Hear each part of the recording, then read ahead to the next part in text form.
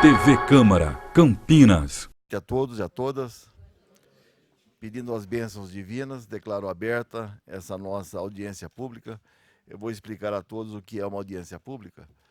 É porque no nosso regimento interno, quando nós vamos incluir no calendário do município qualquer tipo de data, nós temos, por ofício, a obrigação de fazer uma audiência pública para que seja dito qual é o assunto, para que o município, os munícipes possam entender por que daquela data. E é muito bom também, principalmente nesse fato, porque é um fato que, graças a Deus, existem pessoas que querem e precisam mostrar o que é a realidade da vida, olhando sempre a preservação da vida, e nosso mandato ele é totalmente voltado à defesa da vida. Inclusive, na semana passada nós tivemos em Campinas e participamos da Semana em Defesa e Proteção à Vida. E nós, então, estamos fazendo essa audiência pública para que nós possamos cumprir, porque já apresentei o projeto de lei ordinária que inclui no calendário oficial do município de Campinas o Dia Municipal de Conscientização sobre a Síndrome de Edwards.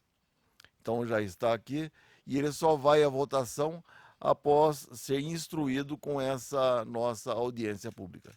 Então, por isso que nós estamos aqui. Eu quero agradecer a todos vocês, pedir que Deus abençoe a todos, que Nossa Senhora nos proteja, que nos abençoe, para que nós possamos ter uma boa noite e nós possamos cumprir aquilo que Deus quer de nós, que é a defesa da vida. Eu quero pedir para compor a mesa aqui. Nós estamos num espaço menor, porque o plenário hoje tem já um outro evento, e nós não podíamos de maneira alguma deixar de passar, porque agora até o final do ano vai complicar mais ainda para que nós façamos, e eu disse, não, eu quero fazer e eu quero votar este ano esse projeto, para que nós possamos, se Deus quiser, o ano que vem já estarmos comemorando essa data da conscientização. Eu quero convidar para fazer parte da mesa a doutora Marília Castelo Branco. Ela é fundadora e presidente da Associação Síndrome do Amor. Seja bem-vinda. Deus te abençoe. Convidar também a doutora Lígia Marsola, pediatra.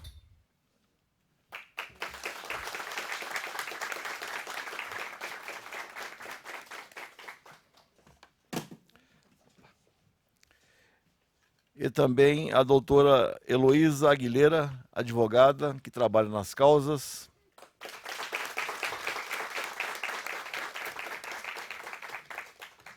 São pessoas que farão a apresentação para nós, e depois nós chamaremos outras pessoas que também falarão, para que nós possamos instruir de fato e de direito esse projeto.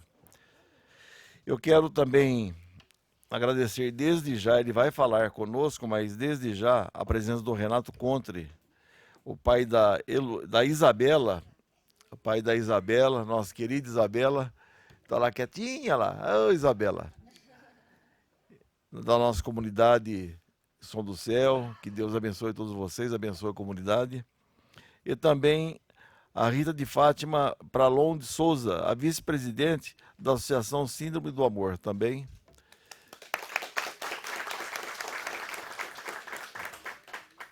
Campinas é uma cidade abençoada em termos de saúde, porque nós somos um polo de cultura da saúde e não da doença.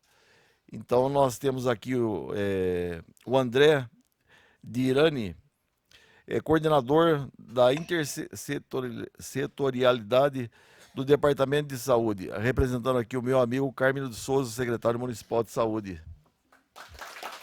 Seja bem-vindo, meu irmão. E também a Denise de Campos, representando aqui a comunidade Nossa Senhora do Perpétuo Socorro. E a presença de todos vocês também, vocês merecem palmas, viu? Porque é assim que nós conseguimos as coisas na vida. É trabalhando para conseguir. Do céu caem graças de Deus e chuva. O resto nós temos que correr atrás, viu, gente? Então é assim mesmo, é correndo mesmo, buscando o espaço, e assim nós conseguimos. Parabéns para todos vocês, porque uma sexta-feira estar aqui, outro dia um vereador brincou lá e foi muito infeliz quando ele disse que a mulherada tem que estar vendo novela, né? Não, é não vendo novela. É assistindo os canais que tenham coisas sadias, as coisas mais familiares, e vocês estão aqui para defender a vida. Parabéns para todos vocês, viu?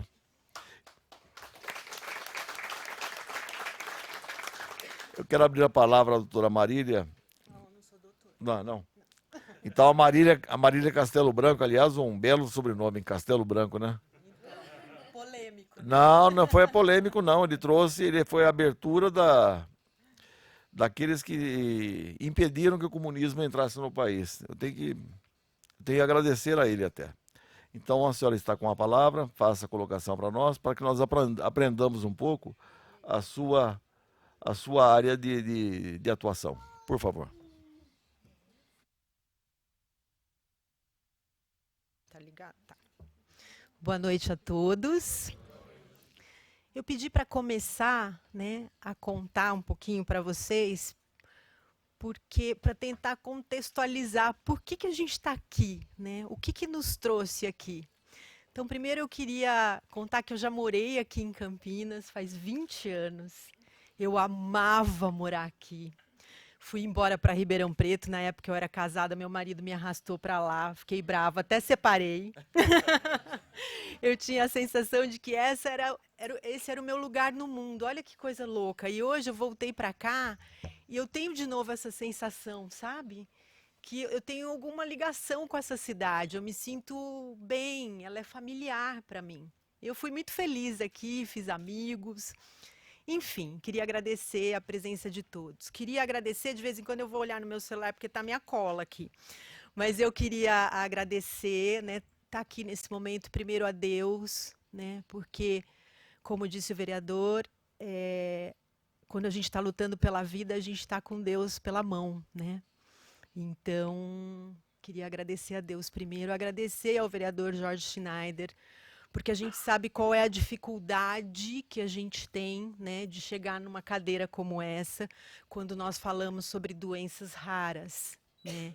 Agradecer os anjos, né, o Elton e o Claudemir, que cuidaram da gente, nos orientaram, Renato, Rita, né, que são aqui de Campinas. Bom, eu não poderia começar a noite de hoje sem citar, na verdade, 3 nomes. Né? O primeiro nome é do Thales Castelo Branco Cassiano, que é o meu filho, o meu terceiro filho, né? Que nasceu em 2004 em Ribeirão Preto, com uma síndrome rara. Então, durante a gravidez, eu não fiquei sabendo de absolutamente nada, nada foi detectado.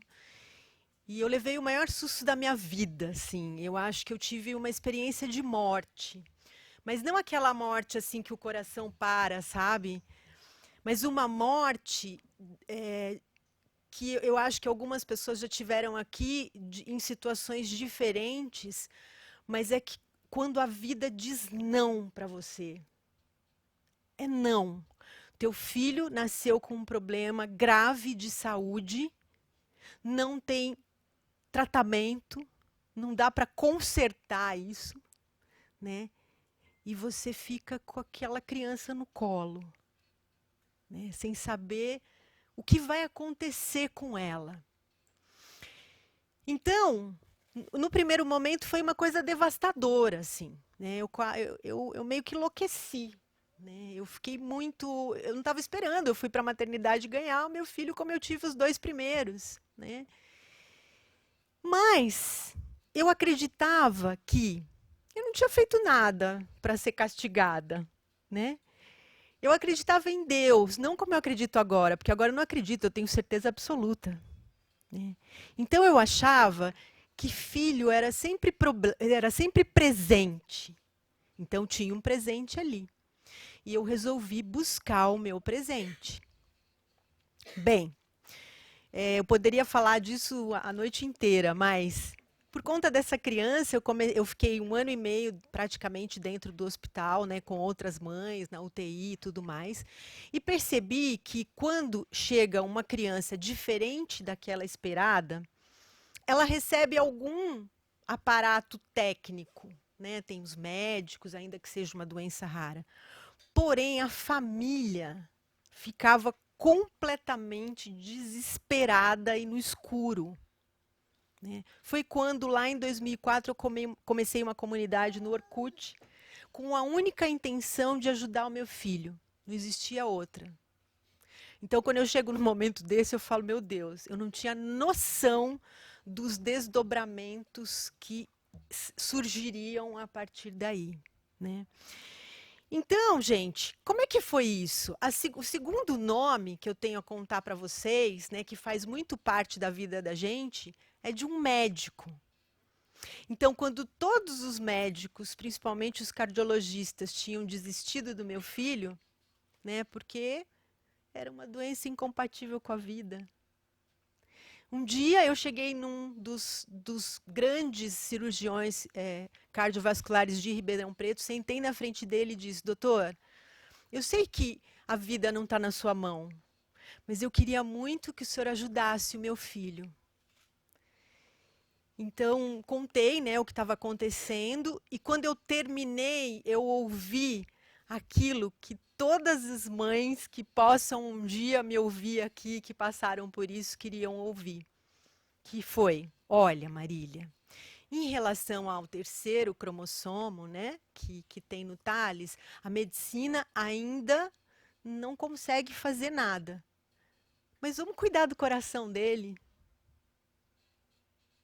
E aí, esse doutor começou a cuidar do Thales e a incentivar outros médicos a fazerem a mesma coisa. Um dia, conversando com ele, ele disse que a maior preocupação da vida dele como cirurgião na época, há 15 anos atrás, ele comemorava 40 anos de medicina, a maior preocupação dele era quando a família saía de dentro do hospital. E que um dia ele viu uma família dormindo na porta do hospital, num Fiat 147, num lugar perigoso, e que ele levou aquela família para casa. E conversou com amigos, e eles fizeram um jantar para arrecadar algum recurso para dar suporte a essas famílias. Mas como ele era médico, ele não conseguiu levar o projeto para frente. E eu fiquei tão emocionada com aquilo, de ver um médico que se preocupava com a família, que no caso eu também era uma família, que eu disse para ele assim, doutor, eu vou fazer isso. Mas, gente, foi emoção, assim, eu não sabia que eu ia fazer. Eu ainda até tinha o meu filho, né? Nem tinha como. Então, é o segundo nome, né, depois do Thales, só para vocês entenderem um pouquinho da trajetória, né? Como é que a gente chegou aí. Bom, então eu resolvi, através dessa comunidade, fundar a Associação Síndrome do Amor, que vai completar 12 anos de fundação agora, que nasceu para apoiar famílias. Nós não somos da área da saúde, apesar, né, de estarmos todos juntos e misturados, mas nascemos para apoiar famílias quando a vida diz um não. E esse não tem a ver com uma doença rara, né, que é algo que eu aprendi a observar todos esses anos.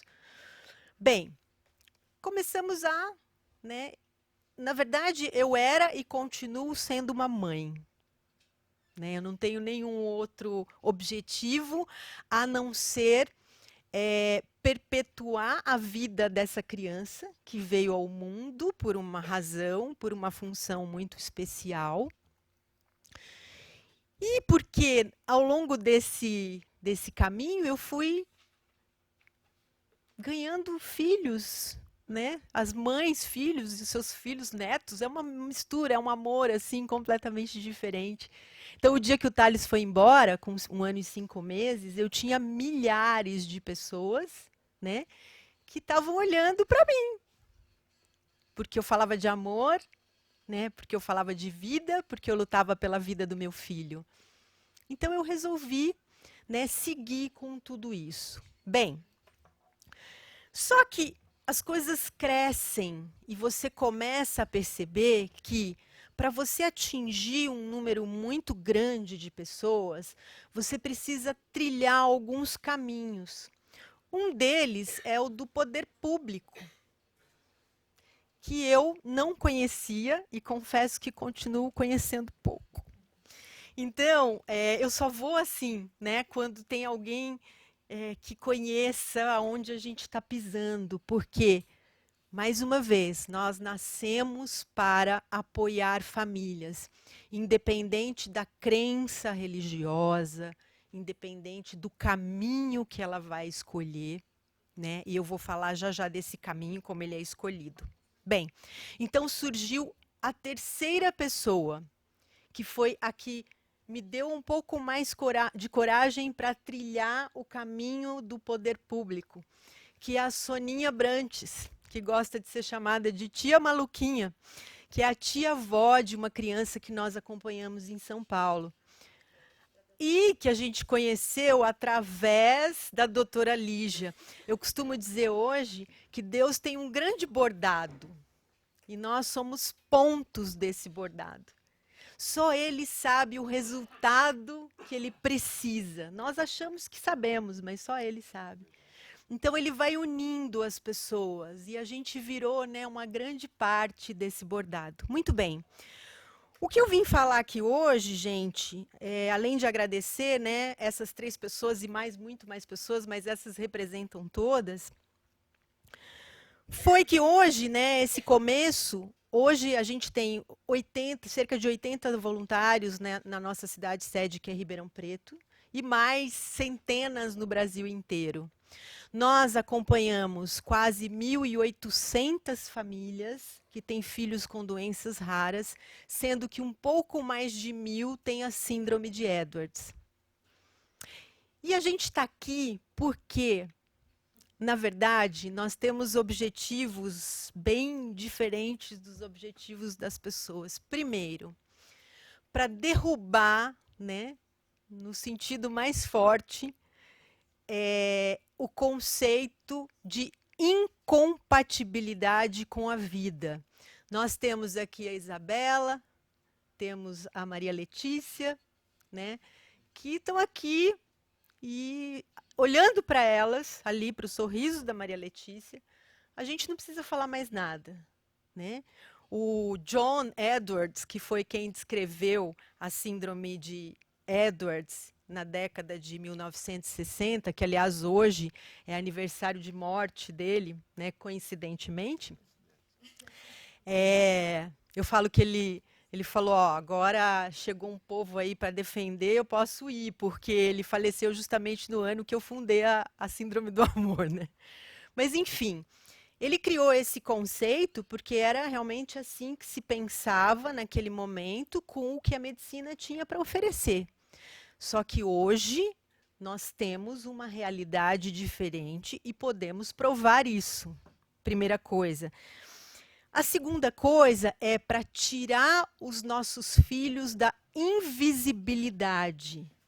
Nossos filhos são invisíveis ainda. Estão começando a sair dessa situação de invisibilidade.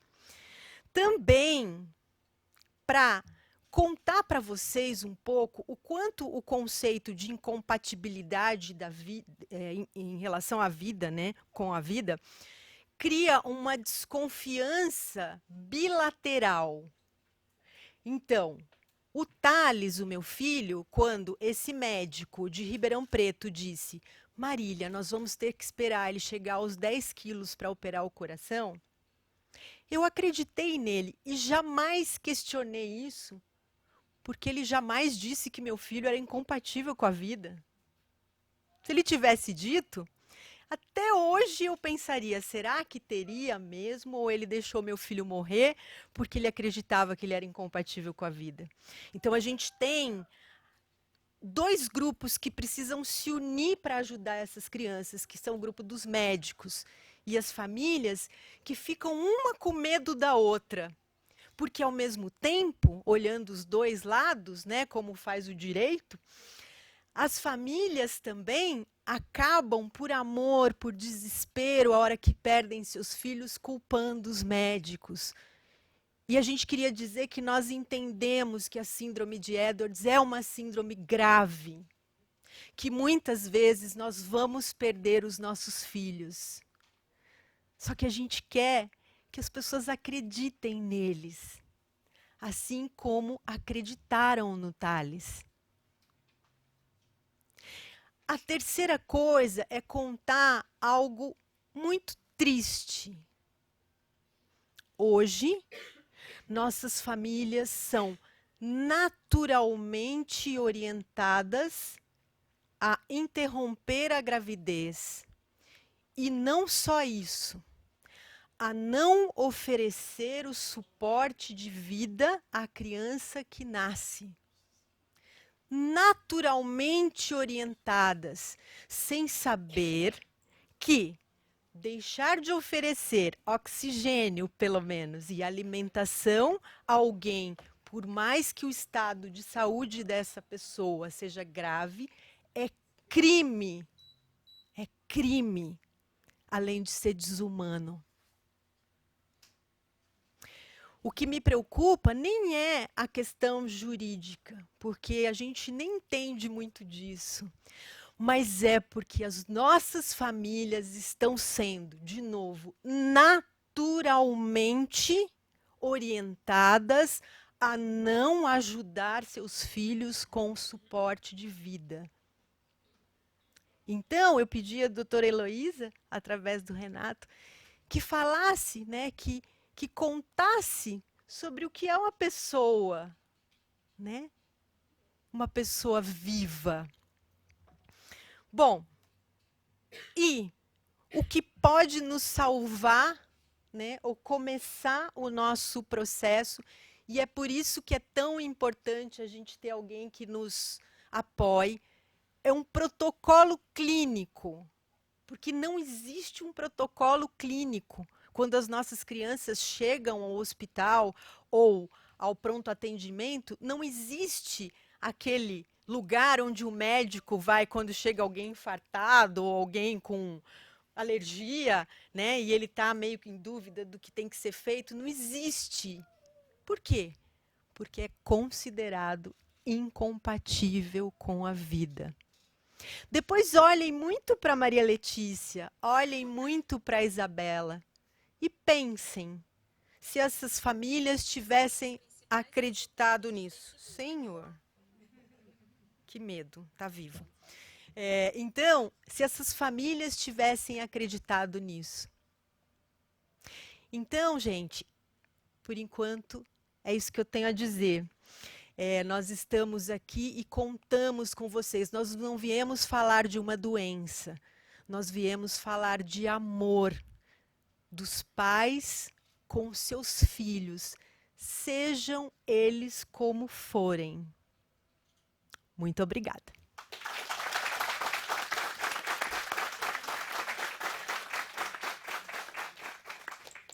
Ela falou uma coisa muito certa aí.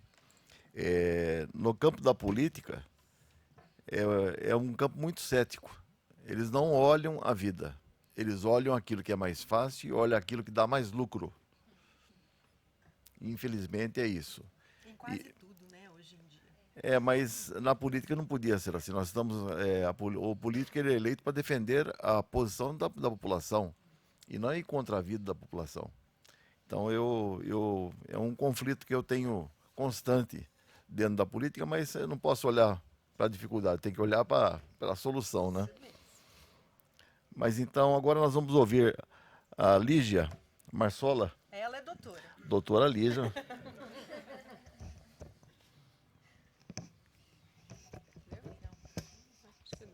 Tá ligado? Tá vermelhinho embaixo. Oi, tá. Não tá ao vivo, tá? Então você pode errar. Boa noite, gente. É um prazer estar aqui, é uma alegria grande, assim, ser a pessoa de quem elas lembram para essa referência, né, médica. A gente médico, a gente tem uma responsabilidade muito grande. É muito grande mesmo, assim, eu acredito que a maior parte de nós não se dê conta disso. A gente é a primeira pessoa que conta para a família que ela tem uma criança saudável, ou ela tem uma criança com alguma alteração, com algo que preocupe. E a maneira com que isso é feito, de cara, muda tudo, né? Muda toda essa noção do quanto a pessoa está ouvindo e sentindo que a vida está dizendo não para ela, né? E a gente pode se colocar do lado dessa pessoa nesse momento ou não. A gente pode se colocar do lado oposto, né? Por mais que por algum minuto fosse verdade que a síndrome de Edwards é incompatível com a vida, que a gente sabe que não é, bem disse a Marília, olha para essas meninas, elas estão vivas, elas são felizes, né? As famílias delas são felizes. Mas por mais que fosse incompatível com a vida, quando você coloca uma barreira tão grande dessa entre você e o paciente com quem você está falando, acabou ali. A fala da Marília foi perfeita. A gente precisa fazer essa comunicação ficar melhor. E para isso, acho que o primeiro passo é esse. É acabar com essa história do incompatível com a vida. É grave, é muito grave. A mortalidade é imensa, de verdade. Mas tem crianças vivas, tem adolescentes, tem adulto. Como que a gente pode falar que isso é incompatível com a vida? Né? Então, assim, isso nunca fez sentido para mim, porque, bom, a primeira criança com Edwards que eu conheci foi a Lelê. Né? E ela estava bem viva, gente, até hoje, assim. E quem me ensinou sobre a síndrome de Edwards foi a Rita. Né? E depois da Lelê, eu vi várias outras crianças, eu lembro de todas elas. Ah, por quê? Você gosta muito dessa síndrome? Não, porque me doía muito ver a maneira com que essas mães tinham sido tratadas, por mais que tivessem sido tratadas com educação, com todos os seus direitos, sem grosseria, sem ser negado nada, mas não era tratada assim, olha, eu estou do seu lado, a gente está junto nisso, a gente vai ficar junto até o fim, não importa qual seja o fim, não importa qual seja a escolha, né? E então, eu acho que começa por aí, entender. Eu queria que todos os colegas conhecessem a Maria Letícia, Isabela, as outras crianças todas, né, que estão aí. Porque depois que você conhece essas, não tem como você falar que é incompatível. Então, se a gente tirar de lado essa história incompatível com a vida e ficar só com uma doença grave, como uma doença grave, eu tenho várias doenças graves. Um bebê que nasce com 500 gramas, com 24 semanas, é grave, é muito grave.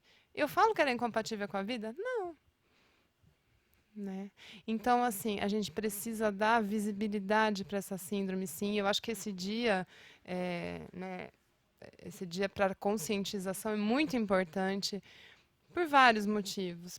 Porque eu acho que essas famílias precisam, elas merecem essa visibilidade, elas merecem sair desse anonimato. E eu estava pensando em falar nisso, eu vindo para cá, falei, o que eu vou falar? Eu vou falar disso, de visibilidade, do que essas famílias merecem. Não, demais. A hora que você falou essa palavra, eu falei, é isso que eu queria falar realmente, né? Porque eu preciso que os profissionais de saúde, né, não só os médicos, mas todos os profissionais, eu preciso que eles saibam que não é incompatível com a vida. Que eles saibam que é grave, mas não é incompatível, né? Então, eu gostaria que, no futuro, a síndrome de Edwards ocupasse a cadeira que a síndrome de Down ocupa. Todo mundo sabe o que é síndrome de Down. Né? Das pessoas mais simples, as mais estudadas, qualquer especialista sabe o que é uma criança com síndrome de Down. E lá atrás, no futuro, gente, eu acho que disso vocês não sabem, mas a síndrome de Down estava sentada na cadeira que o Edward está agora, porque era incompatível com a vida. Né? Lá nos Estados Unidos, teve assim, uma das primeiras histórias que trouxe assim, discussão sobre bioética, direito do paciente, né? Que foi de um bebê com síndrome de Down, que nasceu com uma malformação super simples de resolver, que era, né, uma atresia de esôfago, que é algo, o esôfago não nasce ligado, você faz uma cirurgia e conecta isso. Bem mais simples que uma cirurgia cardíaca, por exemplo. E foi negada essa cirurgia para essa criança. E foi negado tudo, hidratação, alimento. Ele morreu abandonado. né? Síndrome de Down. Síndrome de Down. A gente tem pessoas com síndrome de Down trabalhando, né? Com a sua própria casa. Então, assim, eu espero que um dia a síndrome de Edwards também possa ser vista dessa forma. As crianças com Edwards não vão realmente trilhar o mesmo caminho do Down. São doenças totalmente diferentes. Mas eu gostaria que no futuro a gente conseguisse ter mais respeito por isso. E tratar as crianças com síndrome de Edwards do mesmo jeito que eu trato um prematuro extremo, do mesmo jeito que eu trato um cardiopata super grave. São todas doenças muito graves, com uma chance de mortalidade imensa, mas que merecem tratamento, uma chance. Que merecem, pelo menos, que essas famílias sejam ouvidas. Qual é o desejo dessa família? Quem sou eu para julgar se essa mãe... coitada dessa mãe, é melhor que a criança não sobreviva. A gente tem famílias felizes aqui, né? Nos Estados Unidos, no Canadá, as coisas já estão mais avançadas e tal, mas ainda assim eles também não têm protocolo. A gente não tem protocolo nem internacionalmente falando, a gente não tem. Entendeu? Então, assim, e ainda assim, essas discussões estão começando lá, e a gente está trazendo essas discussões para cá também. Por quê? Estão saindo estudos falando, estudos com famílias, né, de crianças com síndrome de Edwards que levaram seus filhos para casa. E aí foi perguntado a eles: você acha que o seu filho é feliz? Você é feliz? Enfim, assim, visto mais em relação a... Tem alguns instrumentos que a gente tem para avaliar a qualidade de vida. E, de fato, assim, mais de 90% dessas famílias falavam que as crianças eram, sim, felizes e que elas eram felizes. Então, é possível ser feliz com uma criança assim? Muito, né?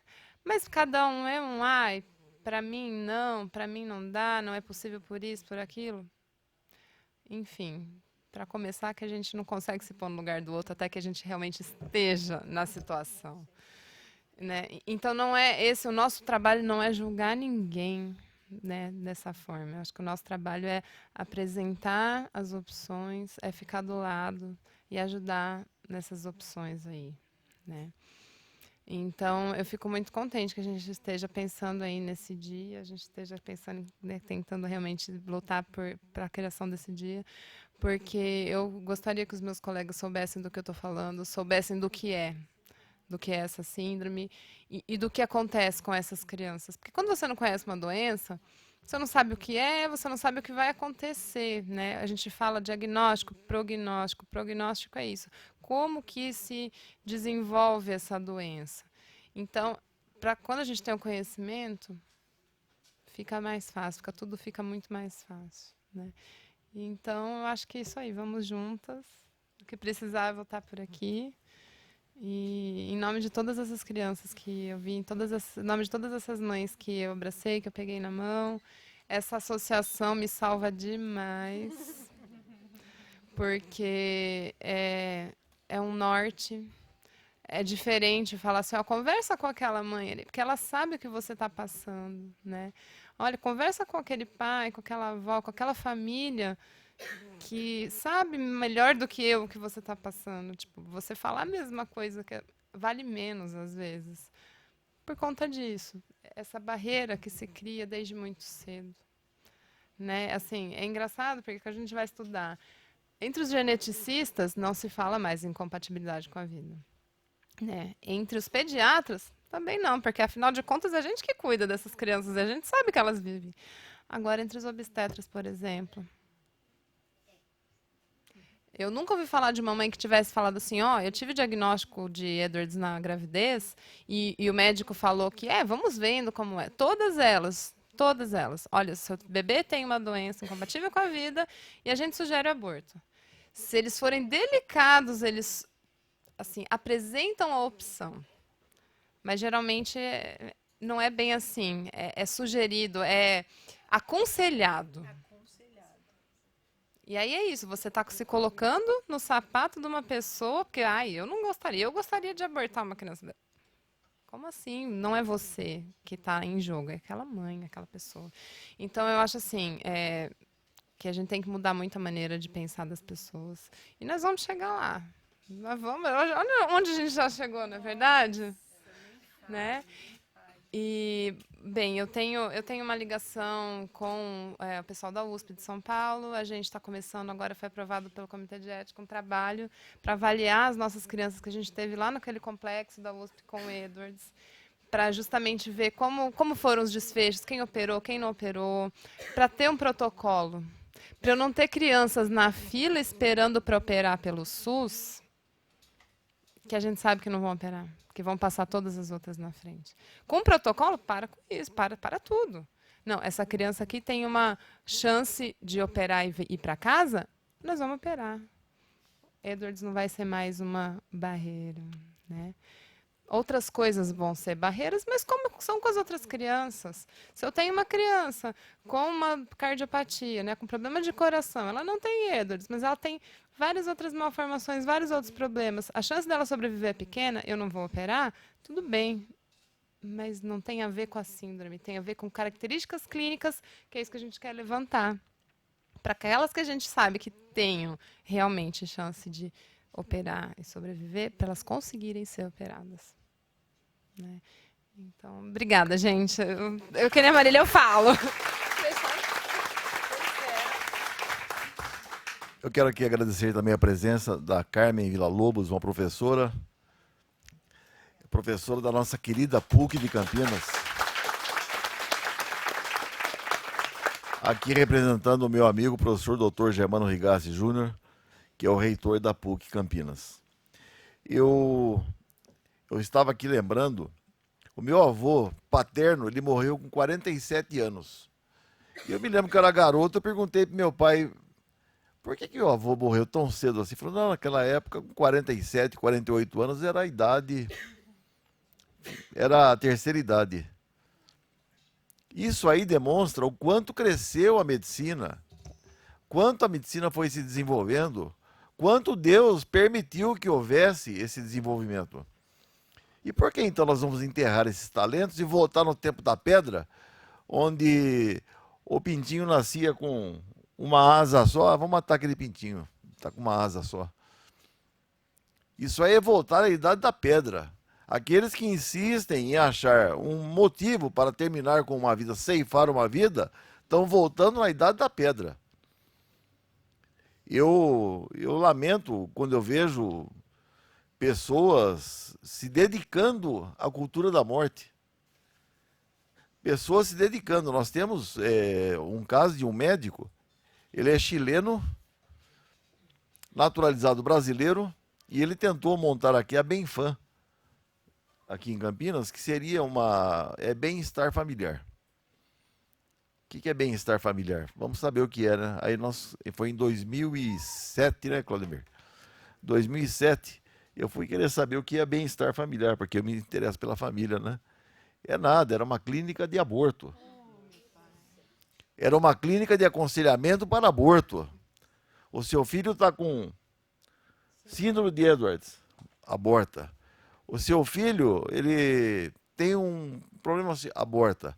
Ah, você tem 5 filhos e você não vai conseguir criar o 6º, aborta. É isso que ele queria aqui. E eu consegui no Ministério Público, nós conseguimos, nós brigamos, quase que saímos no tapa, foi até gozado na TVB, teve um programa na TVB, e ele defendendo e eu defendendo a vida, né? E chegou uma hora que não teve jeito, né? Aqui, nesse plenarinho aqui, vieram as senhoras católicas pelo direito da vida, do corpo delas, lutando pelo direito do corpo delas, e nós tivemos... Então nós vemos gente hoje preparadas para lutar pela morte, e nós temos que lutar pela vida. Todos vocês, quando vocês conversam com uma amiga que sabe que existem os problemas, a pessoa às vezes se perde com os seus problemas, nós temos que sempre mirar a vida. E assim eu vejo, por que eu disse isso? Porque assim também a síndrome. Alguns anos atrás, era uma novidade. Para a senhora ficou sabendo depois que nasceu, mas ficou conhecendo a síndrome por causa própria, né? Sim. Então assim, se nós estamos aqui hoje, nós estamos conhecendo, nós temos as crianças maravilhosas que aqui estão hoje, as crianças que que trazem para a gente esse alento. Por que que Deus colocou essas crianças no nosso caminho? Para que nós saibamos que existe a síndrome e que nós temos que lutar pela vida dessas pessoas. É por isso que nós temos que ter esse dia, por isso que nós temos... E o nosso dia não é simplesmente colocar no calendário e esqueceu, não. Aliás, eu ia fazer uma pergunta para a senhora. Por que 6 de maio? Todos sabem? Eu não sei. Tá, vamos lá. Então, gente, se celebra, se conscientiza sobre a síndrome de Edwards no restante do mundo no dia 18 de março. O dia da síndrome de Down é dia 21 de março, porque é o cromossomo 21 e tem 3 cromossomos. Então, nesse pensamento, a 21 do síndrome 3. de... Isso. Só que quando a gente chegou nesse ponto de pedir a lei estadual, nós tínhamos e temos, né? Quando você fala a palavra síndrome, as pessoas ligam a síndrome de Down. Não existe na cabeça das pessoas outra síndrome que não seja a síndrome de Down. Então, se nós fizéssemos esse dia muito próximo, as comemorações de síndrome de Down que já acontecem há muitos anos, elas engoliriam tudo que a gente fizesse. Primeira coisa. Segunda coisa, onde há conscientização no dia 18 de março, a grande maioria são países que aconselham a interrupção da gravidez. Então, como é que a gente vai conversar sobre isso falando em vida, enquanto nesse mesmo dia, no restante do mundo, se aconselha a morte? Então, fomos atrás de pessoas que tivessem ligadas à síndrome de Edwards no mundo. O primeiro foi o John Edwards, que nasceu dia 26 de março, que é muito próximo da síndrome de Down. E procurando, a única referência que existia de alguém que tivesse a síndrome de Edwards e tivesse alguma popularidade, coincidentemente, era o meu filho Thales, né, que foi considerado por um grupo de pessoas a criança que trouxe luz à síndrome de Edwards no Brasil. Então, a gente vai para o Senado, né, daqui 2 semanas, e talvez essa questão seja levantada lá, né, porque, como você mesmo disse, não me chama de senhora, que eu estou me chamando de você. É respeito. Isso pode ser levantado porque a política, né, ela pensa de uma forma, né, questionável em alguns aspectos. Porém, eu já aproveito esse momento para dizer o seguinte: se lá no Senado, né, surgir essa questão de ser no dia 18 de março, porque é uma convenção, né, no mundo, não tem problema algum. O que a gente precisa é de um dia. A única coisa que eu vou ter mais trabalho, porque eu sou profissional da comunicação, é que eu vou ter que falar muito para o povo ouvir mais a síndrome de Edwards do que a síndrome de Down. Mas isso não é problema. Então, por isso, foi escolhido o dia 6 de maio, porque é um dia distante, ele já aconteceu 2 vezes, né, e teve uma repercussão muito boa. Graças a Deus. Eu queria dar só mais um dado, só complementando o que a doutora Lígia falou. Tem outro dado que é muito sério, que é o seguinte: a gente tem relatos de famílias que a criança foi cuidada, foi operada, teve os cuidados todos, porque não havia diagnóstico. Ninguém sabia que ela tinha Edwards. E aí operam. Gente, eu não estou falando mal dos médicos. Pelo amor de Deus, gente, eu não sou contra médico, muito pelo contrário.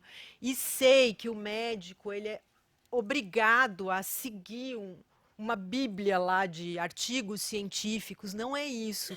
O que a gente quer é conversar mesmo, é contar o que nós observamos nesses anos todos, mas sem, de forma alguma, questionar ou apontar ou julgar ninguém, ainda que seja o papel da medicina.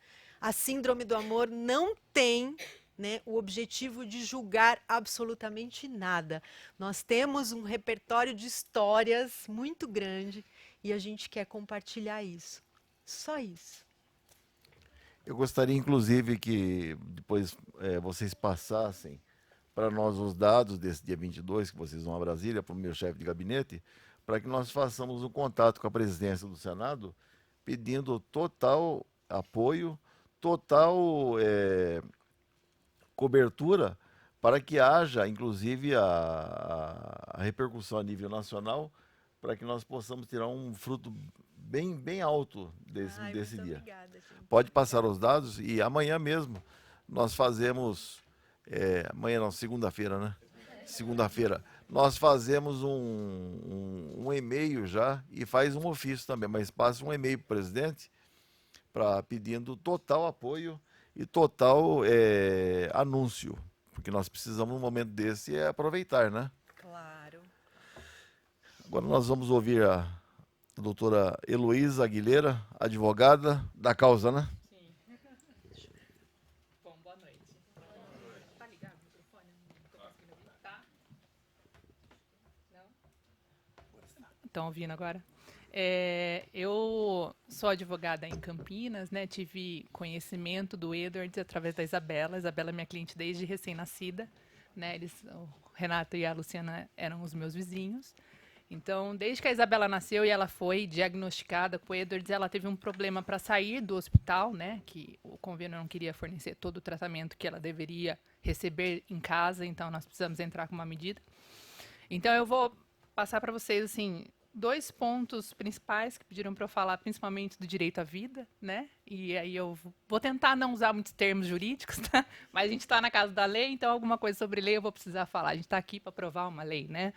Para a conscientização do dia de Edwards. Então, muito me impressionou, eu estava estudando novamente a questão do aborto em si, que eu vou abordar, mas dessa orientação médica para o aborto, porque pelo Código Penal a orientação é quando há risco para a mãe e não para o bebê. Só se a mãe tiver um risco é que o médico pode aconselhar, né? Nas grandes pois cidades, é. como São Paulo, Rio de Janeiro, a gente tem relatos de que o médico diz, olha, o teu filho tem uma doença incompatível com a vida e você corre risco de vida. Porque é só se a mãe tiver um risco de vida, Só que é o que está na lei penal. Só que quando chega na justiça, não tem como provar que ela tem risco de vida. E aí o aborto não é aprovado, não é autorizado. Então eu vou tentar ser sucinta, né, com esses 2 pontos.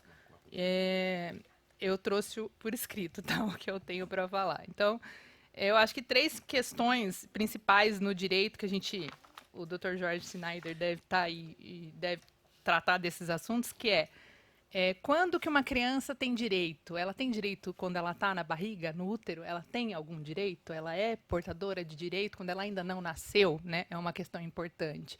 Porque uma criança que foi diagnosticada com a síndrome no útero, ela tem direito a nascer ou não? Um vereador me fez essa pergunta e eu respondi com uma outra pergunta que ele fez e falei, não falo mais nada. Pode falar. Então, para a legislação brasileira, a partir de que momento que uma criança é detentora de direitos? A partir do momento que ela tem o direito à vida e os demais direitos, né? E são essas as principais perguntas. Então, o direito, ele trata uma criança que ainda não nasceu, nós chamamos de nascituro, né? Que é a criança que ainda não nasceu, ela não veio à vida ainda. Então, nós temos várias correntes no direito, né?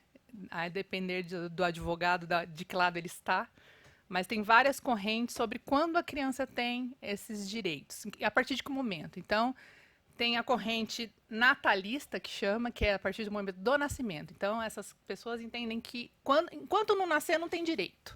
Né? É direito da mãe só, direito da criança não conta. Tem essa corrente no direito. Tem a corrente concepcionista, que é a partir da concepção, né?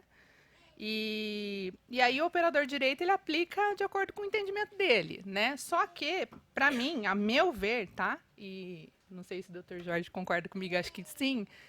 O direito, ele vai muito mais pela teoria concepcionista, que é de quando, né, a criança é concebida, do que quando ela nasce, né? E eu vou trazer para vocês por quê, né? Na Constituição Federal, no artigo 5º, que é aí a nossa que traz os nossos direitos básicos como cidadãos, né? Ele diz assim: todos são iguais perante a lei, sem distinção de qualquer natureza, garantindo-se aos brasileiros e aos estrangeiros residentes no país a inviolabilidade do direito à vida, né? Então tá aí o principal, que a vida ela é inviolável. Ele não fala se a pessoa que ela tem direito só depois que ela nasce ou antes dela nasce. A lei não fala nada sobre isso, né? Então a pessoa não pode interpretar que enquanto ela não nasceu ela não tem direito, né? O Código Civil ele traz, eu trouxe só 3 artigos que falam, mas para vocês seguirem a minha linha de raciocínio, que no artigo 2º ele fala assim, do Código Civil, tá? A personalidade civil da pessoa começa no nascimento com vida, mas a lei põe a salvo desde a concepção os direitos do nascituro. Então ele já está falando no artigo 2 que desde a concepção a criança tem direitos, né? E aí no artigo 542 ele fala sobre a possibilidade de doação para um nascituro. Então uma criança que não nasceu, ela pode receber uma doação. Então ela já é detentora de direito, né? O artigo 1779, ele fala que pode-se dar um curador ao nascituro se o pai falecer e a mulher estando grávida e não tendo poder familiar. O que isso significa? Vamos supor que pai e mãe sofreram um acidente, a mãe grávida está no hospital internada e o pai faleceu, né, da criança. Então, uma pessoa vai ter que cuidar daquela criança, porque a mãe está em coma, por exemplo, ela não tem noção ou consciência do que fazer com aquela criança que está na barriga. É nomeado um curador para essa criança, ela é detentora de direito. Então, na minha concepção, fica muito claro que, desde a concepção, a criança tem direito à vida, independente se ela tem algum problema de saúde ou não, tá? O STJ, para mim, ele também entende nessa teoria, né? E eu vou explicar para vocês por que eu entendo isso. Eu achei 3 decisões do STJ que fala sobre o direito do nascituro. Então, o ministro Luiz Felipe Salomão, em um recurso especial 1415-722, ele esclareceu que o nosso ordenamento jurídico, como um todo, e não apenas o Código Civil, ele aplica-se mais à teoria concepcionista para a construção da situação jurídica do nascituro. Nesse recurso, foi reconhecido o direito de uma mulher receber o seguro DPVAT após sofrer aborto em decorrência do acidente de carro, né? Então, a mãe recebeu uma indenização em razão do aborto que sofreu, né? Então, teve uma outra decisão do ministro Marcos Buzzi no recurso especial 1170-239, que reconheceu a possibilidade do nascituro vir sofrer danos morais decorrentes da violação da dignidade da pessoa humana, desde que esse, de alguma forma, comprometam seu desenvolvimento digno e saudável no meio intrauterino e o consequente nascimento com vida, ou repercutam na vida após o nascimento. Um dano moral a uma criança que ainda não nasceu. É possível. E a 3ª turma do STJ também manteve uma fixação de indenização por dano moral, tanto para os filhos nascidos quanto para um nascituro de um empregado que faleceu em virtude de um acidente de trabalho, né? A relatora Nancy Andrighi ponderou que, se fosse possível mensurar o sofrimento decorrente da ausência de um pai, ela se arriscaria a dizer que a dor do nascituro, da criança que ainda não nasceu, poderia ser considerada ainda maior do que aquela suportada por seus irmãos, já vivos, quando o falecimento do pai. Afinal, maior do que a agonia de perder um pai é a angústia de jamais ter podido conhecê-lo, de nunca ter recebido dele um gesto de carinho, enfim, de ter sido privado de qualquer lembrança ou contato, por mais remoto que seja, com aquele que lhe proporcionou a vida. Então, vê que toda a legislação e as decisões entendem que o nascituro, a criança que ainda não nasceu, quem dirá que nasceu, tem direito à vida, né? Eu estou falando muito antes. Quem nasceu tem muito mais. Eu costumo pensar que a nossa legislação ela é laica, né? Como todos sabem, o Estado é laico. Só que as pessoas esquecem que as pessoas não são laicas. As pessoas têm um pensamento, e quem faz a lei não é laico também, né? Então, tudo isso gera essas discussões que a gente tem de aborto ou não, quando que abortar, por que abortar, né? E aí muito me impressionou, como eu disse, essa possibilidade, porque o Código Penal traz a possibilidade, 2 possibilidades, e não de... Tem uma discussão de aborto legal, não existe aborto legal. O aborto ele é legal e ponto, ele está no Código Penal, ele não está no Código Civil, né? Então, só que quando acontece o estupro, aí existe a possibilidade de não se punir a mãe que decide abortar, né? Então, não se pune essa mãe, mas não deixa de ser crime, né? E a segunda possibilidade, quando há risco para a mãe, né? Quando há risco para a mãe, não se pune nem médico, nem mãe, para preservar a vida da mãe, né?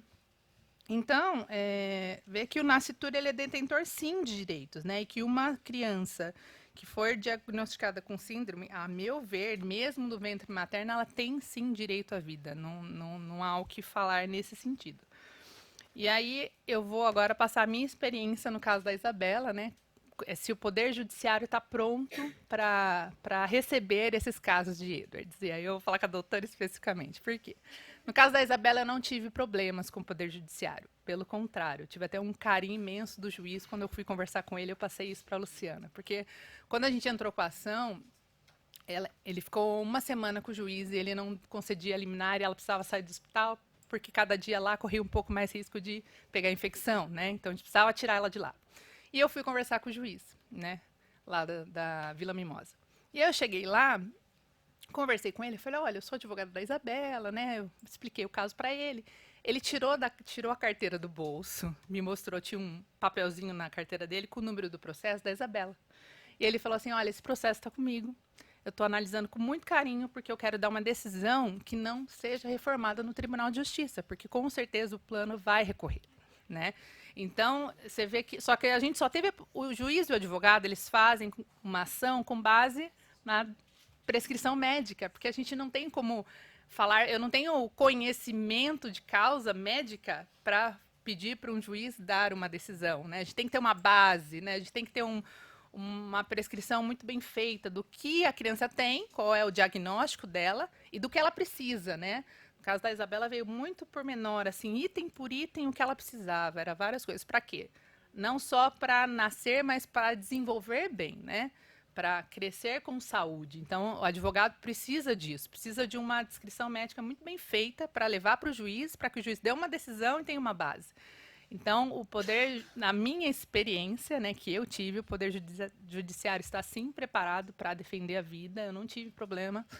No caso da Isabela, eu não sei se algum advogado teve algum problema, mas eu não tive. Vi que o Poder Judiciário está, sim, preparado para defender o direito à vida de uma criança que precisa. Porque para o médico, para o juiz, em momento algum, surgiu esse questionamento de quanto tempo que ela ia ter vida, ou se ia ou não ia, não interessa. Ele está lá com a prescrição médica, que a criança está internada. Precisa sair, ponto final.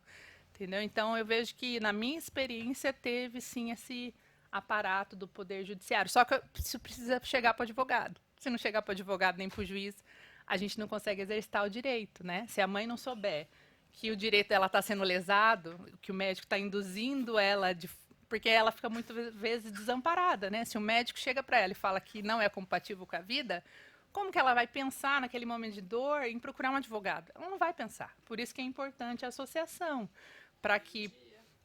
E o dia, porque para procurar alguém que já passou por aquela situação, que conhece a doença, né, que sabe da síndrome, para procurar um advogado, para saber o que fazer, né, naquele momento.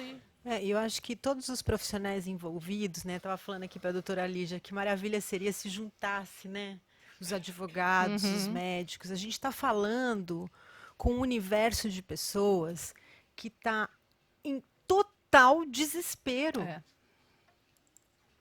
Entendeu? Então, você tem que ter todo um tempo, você tem que dedicar um tempo, né, para contar. Tipo, às vezes a família quer que o médico opere e o médico sabe que se ele fizer isso, ela morre, a criança morre, mas a família não acredita porque ele falou que era incompatível com a vida. Entendeu? Então, assim, é um problema de comunicação muito sério. Muito sério. Esse é o maior problema. Bom, parte jurídica que eu tinha para passar, basicamente isso. Tá bom?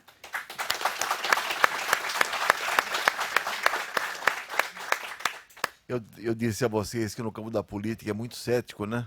E outro dia tem um vereador aqui, ele é médico. E nós estávamos no nosso convívio, no café, no intervalo de uma sessão, e me provocaram, perguntaram assim, quando se inicia a vida? Nem os advogados sabem, né? Não existe a unanimidade, né? Não. E eu disse, eu vou fazer uma pergunta a você então, já que você me fez uma pergunta, eu vou te responder com uma outra pergunta então.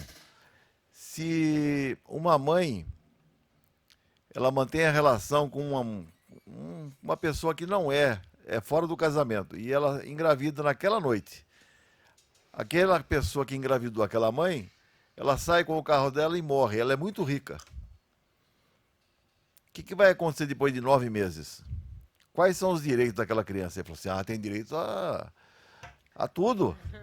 Ué, eu falei, mas então você já respondeu a minha pergunta. Se ele tem direito civil, também tem o direito à vida.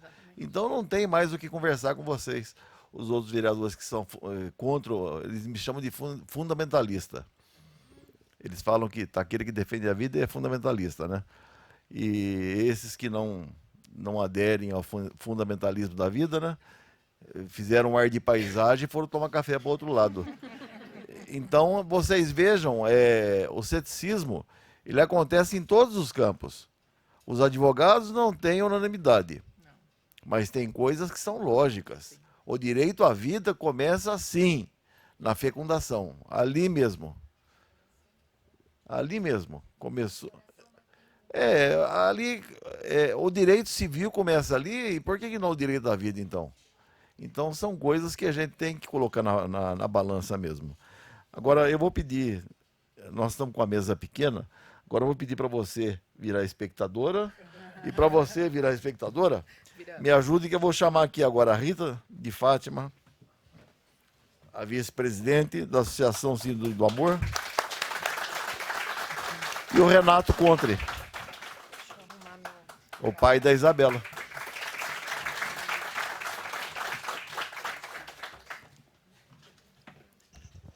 Vamos ouvir a Rita. Boa noite, obrigado. Boa noite a todos e a todas. É um prazer estar nessa casa novamente. Eu e o Renato já tivemos o prazer de vir aqui a esta casa com esse mesmo ponto, né, sobre o dia de conscientização sobre a síndrome de Edwards. Naquele primeiro encontro, eu vim representando a Associação Síndrome do Amor. Hoje, como a nossa presidente está, eu vou ser mãe. Eu como mãe da Maria Letícia, eu descobri a síndrome dela quando eu estava grávida de 28 semanas, suspeitaram no ultrassom. De 5 meses, já falaram que ela tinha um rim só. Falei, um rim só, tudo bem. Muita gente sobrevive com um rim só. E depois, no de 28 semanas, aí foi feito, eu fazia o pré-natal no CAISME, por conta da minha idade e por conta que eu já havia tido 2 abortos antes da Maria. Então, eu estava fazendo o pré-natal lá e eles suspeitaram da síndrome. Aí, é aquela coisa, né? Os médicos. Cadê a doutora Lídia? Existem formas e formas, né, de se falar. Eu grávida de 28 semanas, pensa, né? O tamanho da barriga, o médico chega, vem a residente, examina, eu vou chamar meu professor, examina. Eu, doutor, o que o senhor está procurando? Quem procura, acha. Brincando, né? Ele, mas a minha obrigação é procurar e achar mesmo. Eu, ok. Aí desligou todos os aparelhos, chegou para mim e falou, olha, nós estamos suspeitando de uma síndrome que ela é incompatível com a vida e a sua filha vai morrer a qualquer momento na sua barriga. Ela só está viva porque está dentro da sua barriga. Quando ela sair daí, ela vai morrer. Porque não sobrevive com a síndrome de Edwards. Eu comecei já a chorar, nunca tinha ouvido falar. Ninguém aqui acho que tinha ouvido falar de síndrome de Edwards, né? Nunca foi falado, nunca teve nenhuma visibilidade, ninguém fala. Síndrome, como a Marília falou, é Down. Minha filha tem uma síndrome, é Down. Eu tenho um primo que tem uma síndrome, é Down. Não existe, ninguém conhece as outras síndromes. E a síndrome de Edwards é a segunda síndrome que mais acomete os bebês depois da síndrome de Down. Então, é muito deveria ser muito conhecida, porque é a segunda depois da de Down. Não é uma coisa distante. Tem outras milhões de síndromes. Quando a gente entra nesse mundo, né, das síndromes, tem milhares de síndromes raras. Milhares de síndromes raras. Coisas que muita gente vai morrer e não vai saber, não vai conhecer. Como tem a síndrome de Edwards, que existem muitos médicos que vão se formar e vão se aposentar e não vão conhecer um paciente com Edwards. É raro? É. Pode ser? Nem tanto. Por quê? Porque muitos morrem, né, falecem, viram estrelinhas, como a gente gosta de falar na associação, intrauterinos. Então, intrauterinos, não se faz nenhum diagnóstico, é difícil de conhecer, só em lugares realmente específicos que nos ultrassons consegue-se ver. Tem muitas famílias que têm convênios top, faz ultrassom com o cara top, papapá, e não foi visto nada na gestação. Uma boa maioria tem essa dificuldade. E aí aquele susto, né? Pega a gente tem uma historinha que fala assim, pega um avião para passear na Itália, tá todo empolgado, comprou tudo, né, Marília? E vou no avião, vou para a Itália. Desceu do avião, tá na Grécia. E agora? Você vai perder o dinheiro? Está na Grécia. Você vai ter que se adaptar e ficar na Grécia. É o nosso caso. Ninguém está preparado para receber uma criança especial. A gente engravida, aquele positivo maravilhoso, toda a família se alegra. Depois chega lá, sua filha tem uma síndrome rara, ela vai nascer, você não vai levar ela para casa porque ela vai morrer. Nenhum milagre salva. E aí, o que você faz? Ok. E o que eu tenho que fazer? A gente chora, a gente se acaba, a gente se sente sozinho, uma coisa que a gente nunca ouviu falar. Aí a gente vai para as redes sociais, que hoje nós temos as redes sociais, e o que a gente encontra na rede social, as piores coisas. Porque rede social é muito bom, mas também tem o seu lado negativo. Sorte de quem encontra uma Marília, que foi o meu caso. Ainda no Orkut, gente, não vamos falar muito da idade, não, mas era ainda no Orkut. Mas só tem 10 anos, Marília. É a tecnologia que andou muito, não é a idade nossa, entendeu? Aí a gente descobre, aí a gente acha a Marília, aí a gente desesperado, meu Deus, minha filha... Ela chega assim pra gente, calma.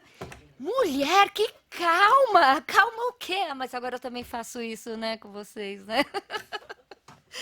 Mas é a única coisa, a gente não tem. As nossas crianças trazem para nós muitas lições. E uma das primeiras é que cada um de nós não temos o controle de nada.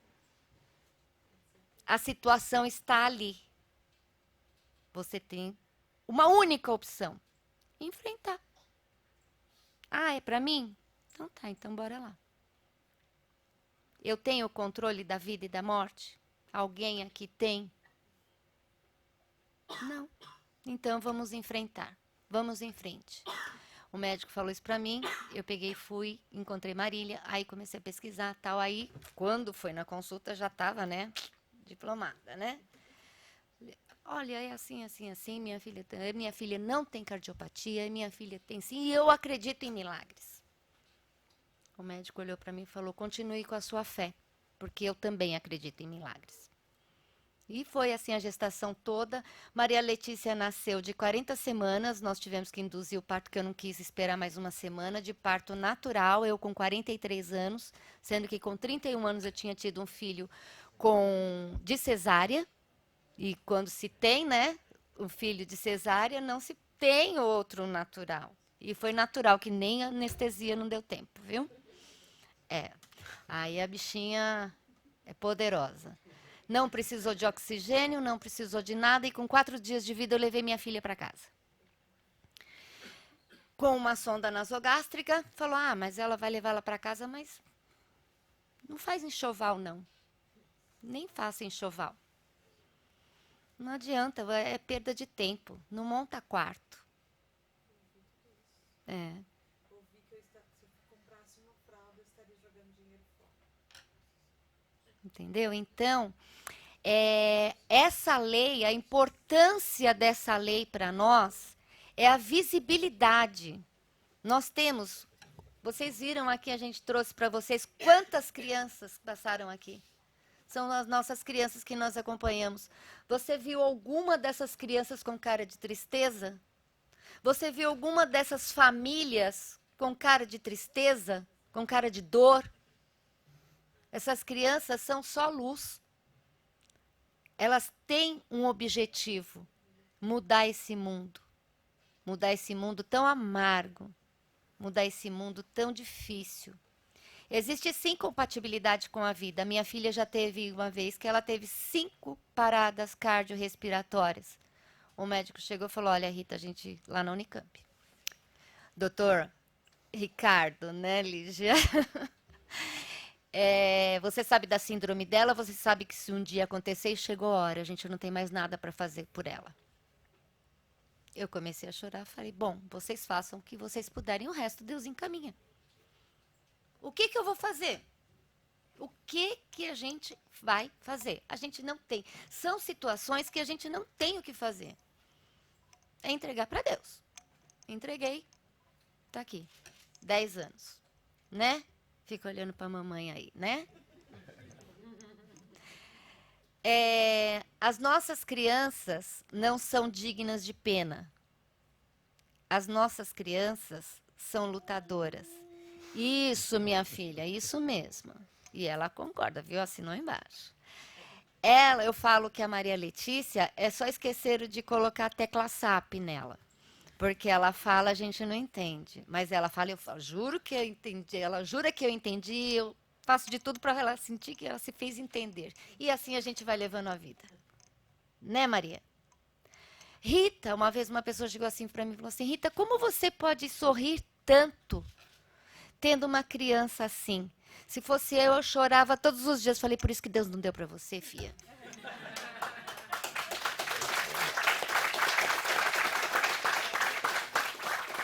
Para mim, ela é presente.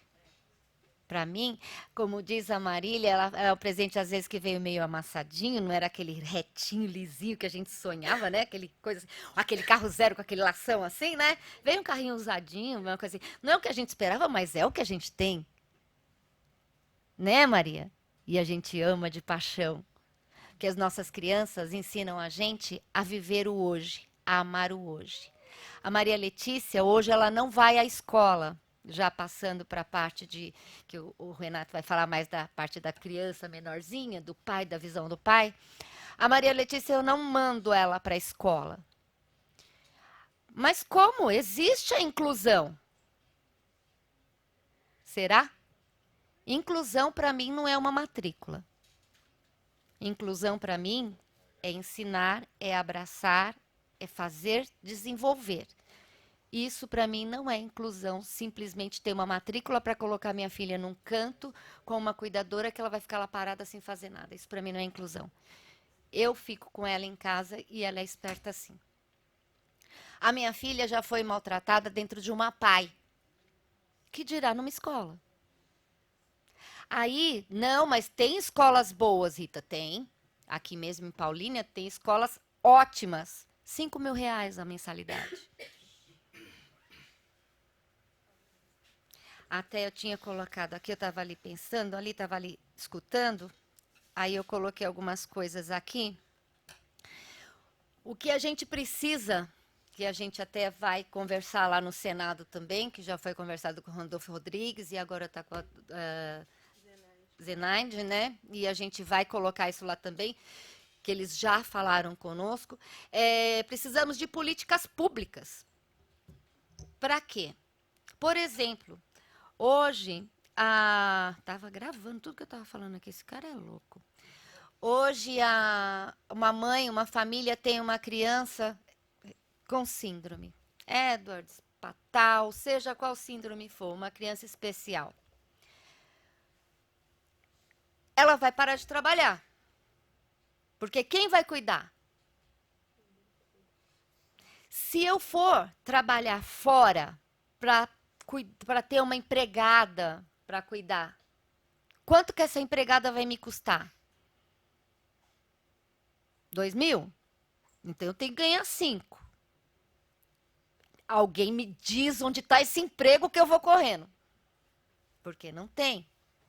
E mesmo se tivesse, eu não ia, não. Não abro mão da minha gorducha. Mas aí o que acontece? A despesa aumenta e a receita cai. E como a gente sobrevive? Como a família sobrevive? Só nós sabemos, né? Sabe? É muito difícil. Dieta. A alimentação da Maria Letícia, da Isa também. A dieta da Maria, que ela toma hoje, tem um custo de R$3.000 mensais. É direito.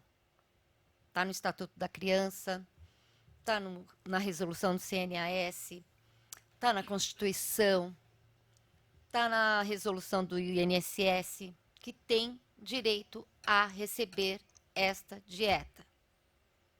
Entrei com processo. Foi negado.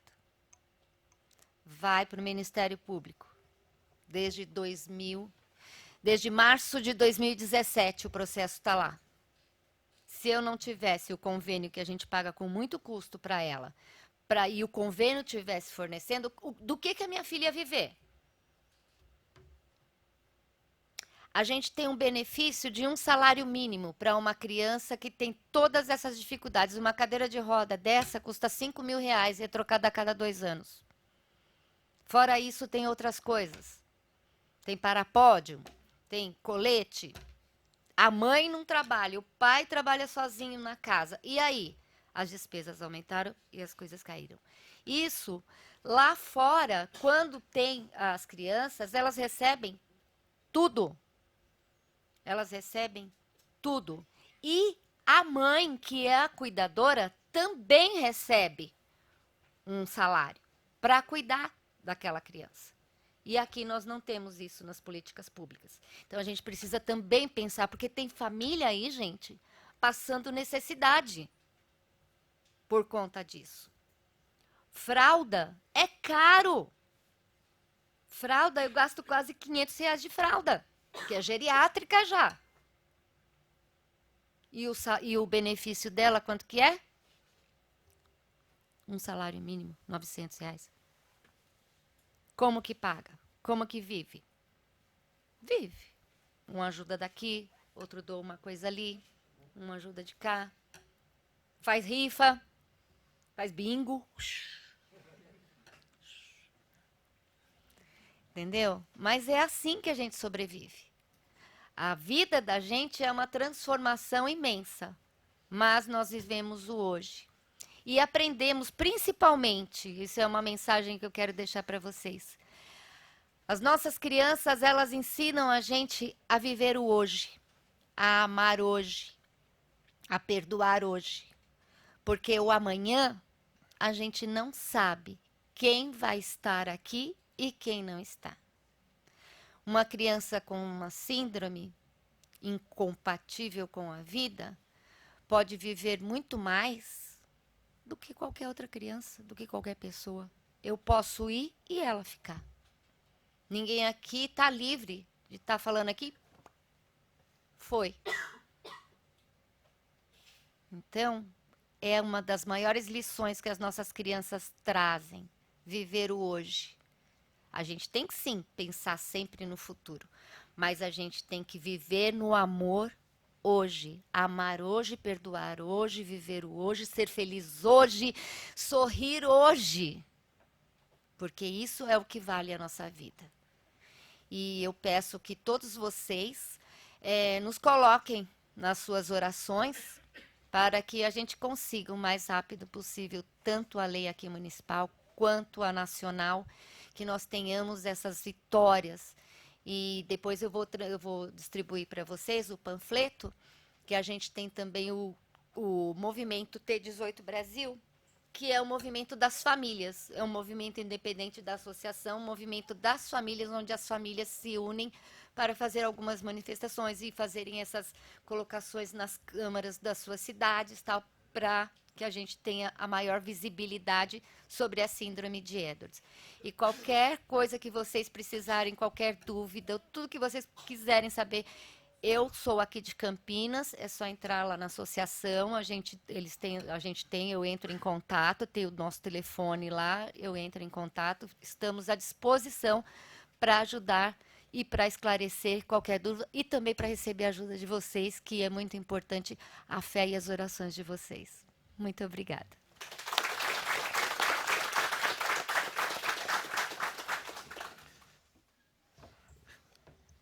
Renato, fala um pouquinho para nós, por favor.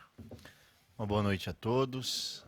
Primeiramente, eu gostaria de agradecer, né, ao vereador Jorge Schneider por nos proporcionar isso, o Elton, o Claudemir, né, que já não é de hoje que nós conversamos sobre isso, e está acontecendo, né? Agradecer a Marília, a Rita. Quando a primeira vez eu conversei com o Claudemir, eu falei, não, mas as meninas, né? As meninas, vocês gostaram agora, né? Viu? As meninas ganhando pontos, né? Eu falei, as meninas têm que estar junto porque era só uma força, né? Quando nós também descobrimos, a minha esposa está ali com a Isabela tinha 5 meses quando nós descobrimos a síndrome. Houve uma gravidez de risco, havia-se uma suspeita, se suspeitava até de síndrome de Down. E em alguns momentos nunca foi nos falado sobre aborto, mas alguns médicos comentavam e eu simplesmente dizia, não importa como minha filha vier, eu quero a minha filha. Eu já tinha 2, né, a Mariana, o Miguel, e eu dizia, né, e nessas horas a gente engrossa a voz, né, dizer assim, não importa como minha filha venha, eu quero ela, porque ela é minha, né. Saiu de mim, né, gente? Saiu de mim também, né? Minha filha fala assim, ô pai, como é que a gente nasceu? O pai plantou uma semente na mamãe. Pronto, o resto mais tarde a gente conversa. Nesse momento, cabe te saber isso. O pai plantou uma semente. Então vem de nós como homens também, são nossos, né? A lógica a mãe gera, nós não temos toda esta dimensão. E com 5 meses, então, veio, e o diagnóstico foi um tanto devastador, e eu digo não por culpa tanto da médica, ela tinha o que ela tinha na mão era aquilo, né? E ela disse para minha esposa, olha, a sua filha tem uma síndrome rara, ela não vai andar, ela não vai falar, e a expectativa de vida dela é só de 2 anos. Então imagine você, a Luciana me ligou, eu tinha passado a noite com ela, e eu voltei então para o hospital para que nós estivéssemos conversando. Cheguei lá, ela já tinha chorado bastante. Eu falei, você está bem? Está bem. As enfermeiras, tudo lá, foram muito, sempre, afinal de contas, já eram 5 meses entre vindas e vindas no hospital, já éramos conhecidos lá dentro. E as enfermeiras, tentando consolar ela, eu falei, você está bem? Tô. Então tá bom, vou trabalhar então. As enfermeiras, como assim? Eu falei, olha, a realidade é a minha filha está ali dentro. Vocês estão cuidando, não estão? Estamos, vocês vão cuidar dela? Vamos. Então o que eu tenho que agora é trabalhar, porque eu não tenho o que fazer. A realidade é, eu tenho uma criança especial. A vida continua, né? Esse exemplo de pegar um avião para um lugar e pousar em outro é real. Para nós foi, tivemos que nos adaptar. Eu tive que aprender, hoje eu entendo um pouquinho o que é saturação, falta de oxigênio, eu entendo a contagem de batimento, eu sei olhar no peito da criança e cronometrar. Olha, veja bem, eu não sei nada. Se você começar a falar muito para mim sobre saúde, eu desmaio, entendeu? Mas é sério, eu começo a passar mal, minha pressão cai, mas eu sou pai, então eu precisava assumir isso. Né? E no começo a minha esposa ficou com medo e eu é que tinha que fazer as coisas, eu tinha que aspirar nariz, um monte de coisa. E ela dizia para mim, não saia de casa. Graças a Deus, né, por trabalhar por conta, a gente teve essa facilidade, até o ponto que ela assumiu. E o porquê que isso é tão importante? Porque quando nós descobrimos, eu pensei assim, que só existia minha filha no mundo. Edwards só tinha uma criança nesse mundo, era a Isabela. Já que é incompatível com a vida e todo mundo dura 1 ano, 2 anos, não tinha mais criança, viu? Todas morreram. Hoje a gente consegue falar com mais naturalidade, até dar um pouquinho de risada, mas é doloroso. Né? Até, eu acho que ela foi embora aqui, uma moça, a Flaviana foi embora, Luciana? Foi uma moça aqui, Flaviana, que ela teve o neném dela e veio a falecer. Aqui também, eu não conhecia. Hoje a gente até consegue rir um pouco, mas é tenso, é doloroso tudo isso. Mas eu pensei, se todo mundo morre, não tem mais ninguém nesse mundo com ele, só a minha filha. Até que uma médica disse para mim, olha, eu vou te passar o nome da Rita, tem uma associação Síndrome do Amor.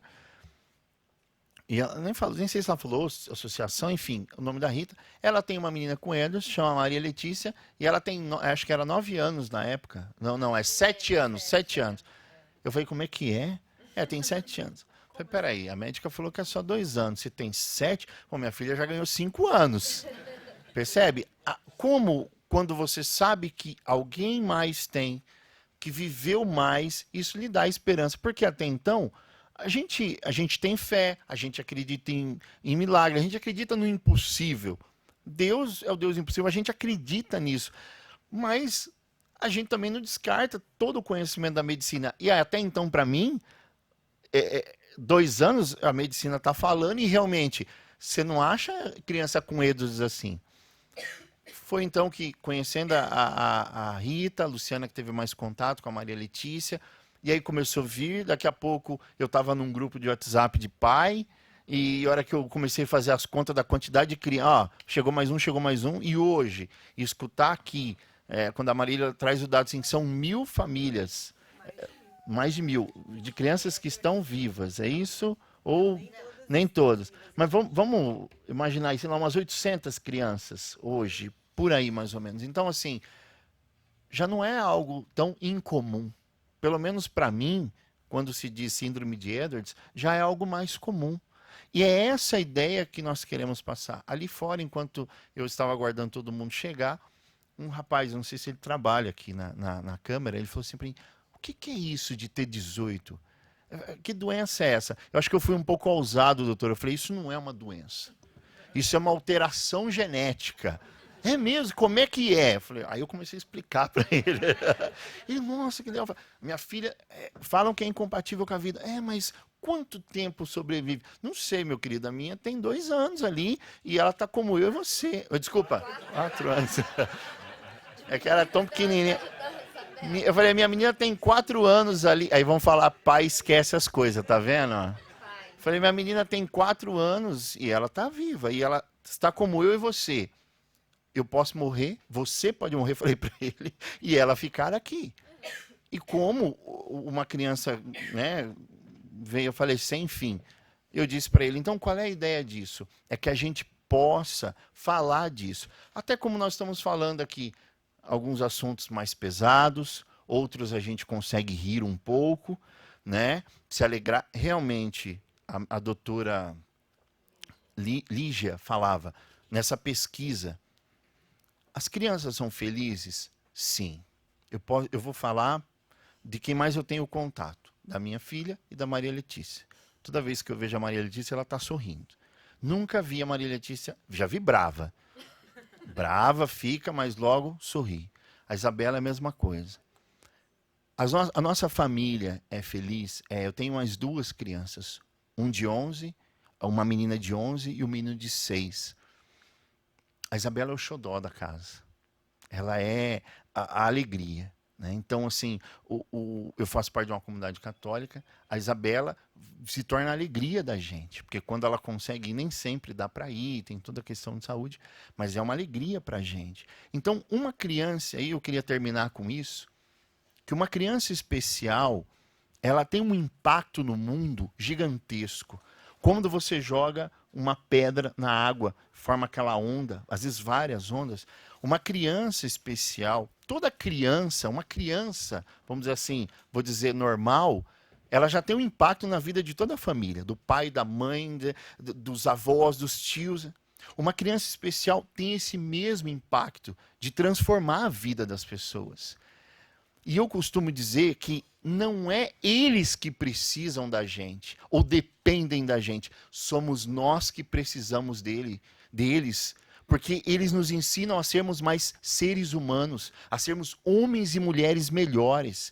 É por isso que eu quero dizer assim, na minha opinião, a gente não pode aceitar, seja uma sugestão de interrupção de vida, não pode, porque essas crianças, elas vêm nos ajudar a sermos melhores, mesmo que fiquem um pouquinho de tempo com a gente.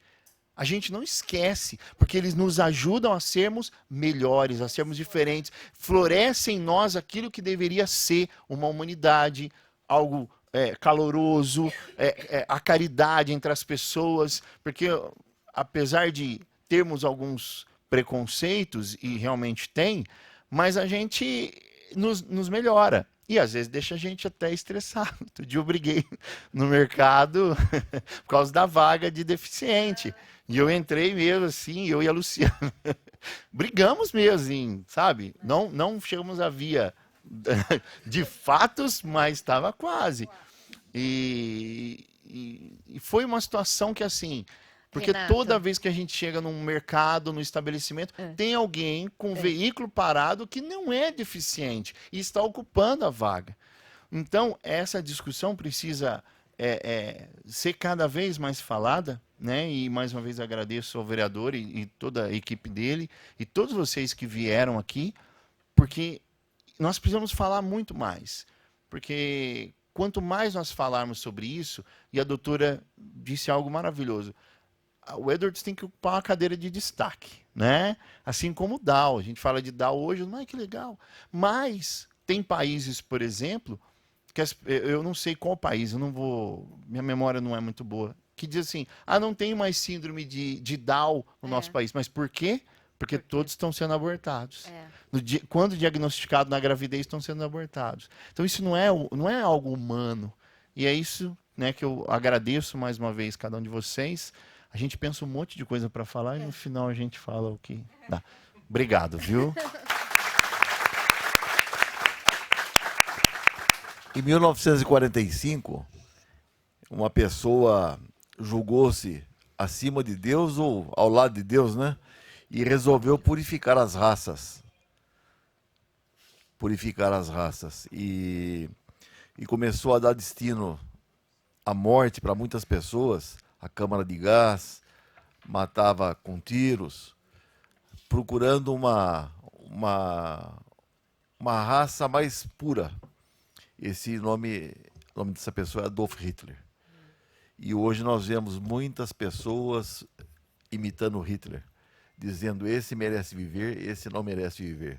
Esse merece nascer, esse não merece nascer. Então isso é uma reflexão que tem que ficar para nós, e dizer que vale a pena viver. Vale a pena. Se nós pegarmos a Bíblia, de ponta a ponta, não tem uma promessa de Deus lá. Siga-me e você jamais terá problema. Aqui foi dito, eu recebi a minha filha porque Deus me capacitou antes. Eu recebi o meu filho porque Deus me capacitou antes. Então Deus capacita aquelas famílias bem antes delas pensarem em ser mães ou pais daquela criança. Então é uma obra divina, os nossos filhos são obras divinas, e nós temos que, da melhor maneira possível, nós trabalharmos isso. Tem as pessoas que têm a síndrome de Edwards, outros síndrome de Down, outras têm a síndrome, eu costumo dizer, de vira-lata do brasileiro até, de não respeitar a vida do próximo, como esse aí. É uma síndrome isso. Pegar uma vaga de um deficiente e ter a coragem, a cara de pau de parar e se julgar ainda no direito de dizer, não vou tirar o carro. Eu também, outro dia, estava no shopping e eu vi duas moças. Eu não tinha carro para parar. Eu tenho 65 anos. Minha esposa também tem 65 anos. Nós estamos naquele quadro dos idosos, né? E nós fomos parar e saíram duas moças de um carro, mas último tipo, mesmo, um carro muito bonito, e pararam na vaga, eu falei, parei atrás delas, falei assim, tira o carro daí, por favor. Ah, eu não vou tirar. Eu falei, você vai tirar sim o carro daí. Chamei o segurança do shopping Iguatemi. E disse, olha, essas moças estão aqui dentro dessa vaga aqui. Se ela não tirar, eu vou parar meu carro atrás do carro dela, vou trancar e vou entrar dentro do shopping. E não vou tirar enquanto elas não quiserem sair. Para elas perceberem como é difícil atrapalhar a vida de alguém. Eu sei que depois de uma meia hora de bate-papo, de discussão, aí elas tiraram o carro. Mas eu perdi meia hora não. Eu ganhei. Ganhou. Eu ganhei a chance delas refletirem naquilo que elas estão fazendo. Porque duas moças que não tinham 20 anos, com um carro belíssimo, achando que elas são ricas, que elas podem ir para onde elas quiserem. Não, vocês vão tirar o carro daí sim, e vou parar nessa vaga aí. E a história do minutinho? Mas é só um minutinho. Ah, mas isso aí... Eu já fui até ameaçada, que eu estava sem a Maria Letícia. Eu vi um rapaz com a vaga, lá na vaga no mercado, eu falei, você pode tirar esse carro daí, porque essa vaga é para deficiente? Ela, não, mas é só um minutinho. Esse um minutinho, uma pessoa deficiente passa, vai ter que estacionar lá atrás do mercado, andar tudo isso a pé, por causa do seu um minutinho. Ah, mas eu não vou tirar. Eu falei, você vai tirar sim. Ai, não grita comigo. Eu falei, eu grito sim. Você vai tirar agora ou eu chamo a polícia para você. Porque você pode chamar a polícia. A gente pode chamar a polícia, porque ele está cometendo uma infração. Aí ele falou, tá bom, eu já vou tirar. Eu falei assim, você tem as suas duas pernas. Você não é deficiente. Aliás, você é deficiente social. Porque essas pessoas que não respeitam o espaço do outro são deficientes sociais. Aí ele falou assim, tem gente que não é deficiente, mas logo vai ficar. Ainda me ameaçou. Falei, amém, assim seja. Eu já tenho a minha filha especial. Se Deus permitir, se Deus quiser que eu também seja uma. Mas é a falta de empatia, né? Nós, na Associação Síndrome do Amor, esse ano estamos no ano da empatia. Você se colocar no lugar do outro. É isso que falta. Quando a gente se coloca no lugar do outro, em qualquer situação, tudo fica mais leve, tudo fica mais fácil, né? Mas tá bom, agora nós temos o Wallace também. Ele vai fazer uma colocação para nós, também ele é fisioterapeuta. Eu acho que também é um ramo da medicina que acompanha as crianças também, né? Enquanto ele vem, eu queria aproveitar para presentear aqui o nosso vereador com esse livro, né, que é o primeiro material em português sobre a síndrome de Edwards, que tem relatos de 40 famílias e 15 especialistas. Esse livro foi escrito por uma jovem jornalista, a Marília Dovigues, que é a minha xará, e a gente está assim, buscando distribuir esse material, né? Suavizando um pouco mais a conversa. A gente falou de muitas coisas duras, né? Mas eu gostei de ver as histórias, os sorrisos do Renato, porque dificilmente as pessoas entendem, né, que ter um filho com a síndrome de Edwards é uma das coisas da nossa vida, mas existem outras coisas, né?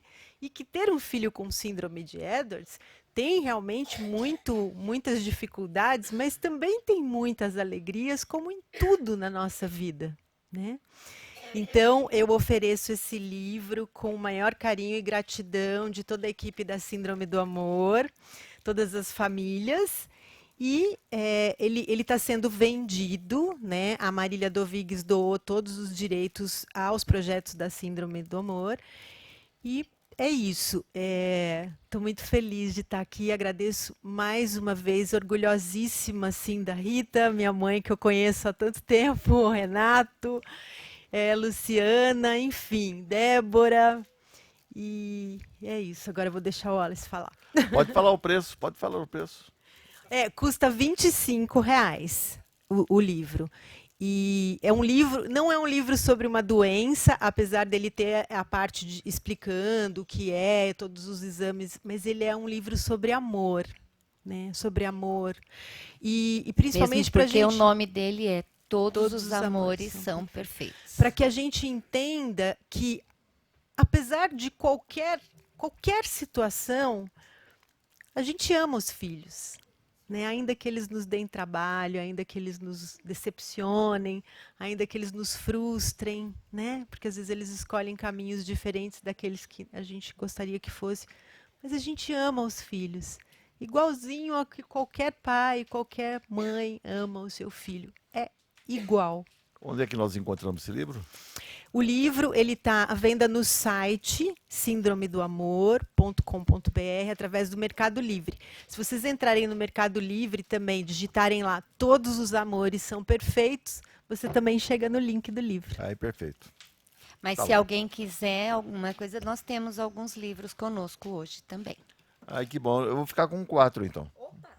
Eu vou dar uma para o nosso presidente, uma para o prefeito, vou mandar para o deputado estadual, que é meu amigo, Rafa Zimbaldi, e vou mandar para um deputado federal muito amigo meu, para ele, inclusive, fazer uma recepção a vocês lá em Brasília. Ai, que lindo. E assim... E vocês que conhecem, principalmente os profissionais da área de saúde, né, e da área jurídica, que quiserem presentear com esse livro, é uma forma muito importante de ajudar a gente, né, a dar visibilidade aos nossos filhos. Por favor, Wallace. É Wallace Alessio. Então, por gentileza, fica à vontade. Boa noite. Desculpa o nervosismo, parece que eu estou na faculdade de novo. Bom, a gente tinha conversado, eu mais o Renato e a Luciana, sobre o que falar aqui. É um pouco complicado, né? Eu tendo a Isabela já há algum tempo, há 3 anos? 3 anos, né? 3 anos que eu atendo a Isabela, também não havia lido nada a respeito de Edwards até a época. E fui começando a aprender, na verdade, com os dois. Porque literatura que a gente pegava, assim como a doutora deve ter visto, era uma síndrome que era realmente incompatível com a vida. Mas olhando de uma forma um pouco mais descontraída, como o Renato fala, é uma criança que nasceu com um aplicativo a mais.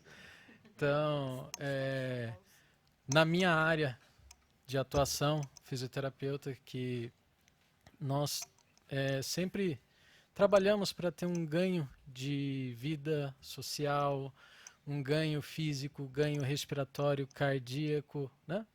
Melhorar a qualidade de vida em si da criança ou de qualquer outra pessoa que estiver sendo tratada, né? A gente se depara com a mesma dificuldade. Nós não temos protocolo para isso.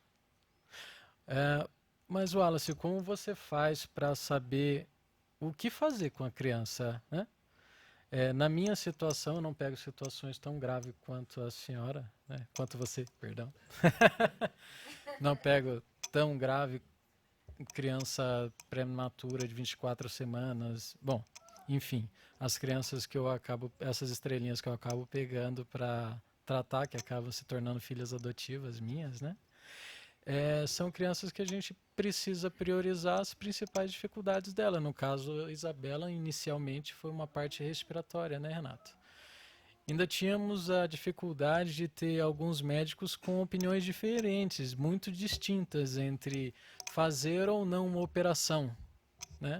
Ela tinha uma dificuldade respiratória em que apenas 20% da via aérea nasal, na via aérea superior dela era funcionante. Ela tinha uma dificuldade extrema respiratória e graças ao trabalho que a gente realiza com ela, ela não precisou fazer esse tipo de operação e a capacidade muscular dela supriu toda essa necessidade. Então, assim, por uma falta de protocolo ou uma variedade muito extensa e diversificada de necessidade das crianças, fica difícil realmente traçar um protocolo específico. É isso ou é aquilo? Então, acho que essa luta não é só pela Isabela ou só pela Maria Letícia, e sim como um todo. Logicamente que tem crianças que não nascerão. Criança que nasce sem os dois, má formação dos 2 pulmões, por exemplo, provavelmente não nascerá em vida, certo? Mas a briga nossa é para manter essas crianças que estão aqui com uma melhor condição social, né? Ela ser melhor tratada. e não ter um descaso do governo como está tendo, conforme ela mencionou, com as dietas, fraldas e etc., que deveria nascer e já ser de direito dela e não ter que entrar com uma ação para ter o seu direito. Então acho que seria essa a principal função nossa aqui, é garantir que ela tenha esse tipo de direito desde quando nasce. Assim como a parte médica, fisioterapêutica e etc. Ter essa condição e não precisar brigar para tê-la. Demais, era só isso que eu tinha para falar. Muito obrigado, viu? A gente tem um vídeo de 3 minutos para finalizar. Nós temos um vídeo agora de 3 minutos. Eu gostaria de pedir para o pessoal do cerimonial.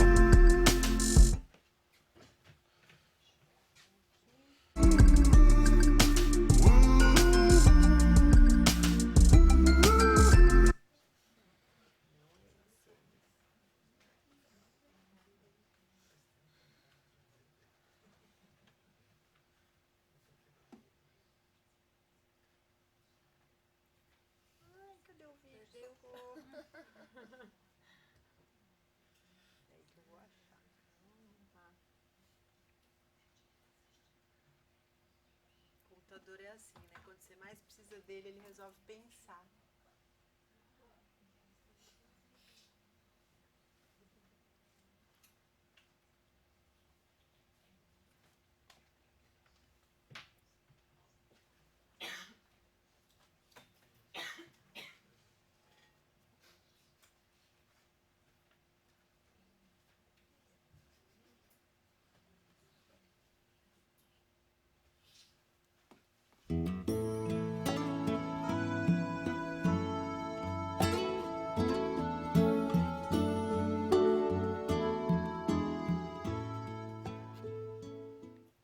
O planeta neutro era muito parecido com a Terra. Lá viviam pessoas como nós. E toda a sua superfície era coberta por uma flor branca. Sempre ela, por toda parte. Essas plantas tinham uma característica muito especial. Através delas, os habitantes do planeta neutro podiam se manter alimentados, hidratados e também abastecidos de todo tipo de conhecimento. Hora ou outra nasciam flores tricolores no meio daquelas milhões de flores brancas e rapidamente eram arrancadas para que não influenciassem na eficiência de algo que já proporcionava tudo. Afinal, o que se precisava mais do que comer, beber e saber? Um dia, uma criança, sem nenhum medo ou julgamento, encontrou uma flor colorida e a levou para a mãe. A mulher, assustada, colocou o presente num vidro, tampou e mandou para estudos. Após análises, concluíram que a planta não tinha mesmo nenhum dos dotes mágicos da flor branca. Não servia para nada e, portanto, deveria ser exterminada sempre. Assim que a flor voltou, tudo em volta ficou perfumado. Quem estava próximo veio atraído por aquela essência. Com ela chegaram brilhos nos olhos, milhares de novos tons de cores, sensações. Sim, faltava algo além de ter a necessidade de se alimentar, de beber e de saber atendidas. Era preciso sentir. Sim, falta algo além de ter a necessidade de se alimentar, beber e saber atendidas. É preciso sentir. O novo pode ser assustador, pode até doer, mas nele estará sempre uma mensagem, uma possibilidade, um caminho. Todas as vidas têm uma função. Dia 6 de maio, dia da conscientização sobre a síndrome de Edwards, porque todos os amores são perfeitos.